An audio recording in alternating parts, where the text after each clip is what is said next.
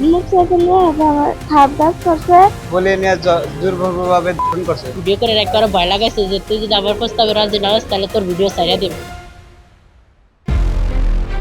School থেকে বাড়ি ফিরছিলেন ভোলার বোরহানউদ্দিন উপজেলার এক কিশোরী সুস্মিতা খাতুন। হঠাৎ তার সামনে এসে দাঁড়ায় এক বালক। এরপর সেখানে একে একে যোগ হয় তার আরও 5 বন্ধু। কোনো কিছু বুঝে ওঠার আগেই তাকে জোর করে নিয়ে যাওয়া হয় এক নির্জন বাগানে।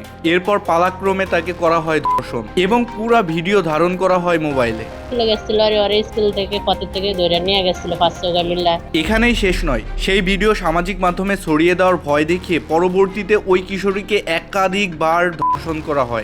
দীর্ঘদিন ভয় ও হুমকির কারণে বিষয়টি কাউকে জানাতে পারেনি ভুক্তভোগী। তবে গত মঙ্গলবার রাতে অভিযুক্তদের ধারণ করা ভিডিও সামাজিক যোগাযোগ মাধ্যমে ছড়িয়ে পড়লে পরিবারের সদস্যরা বিষয়টি জানতে পারে। ভিডিও করে একবার ভয় লাগাইছে যে তুই যদি আমার প্রস্তাবে রাজি না হস তাহলে তোর ভিডিও ছাড়িয়ে দেব।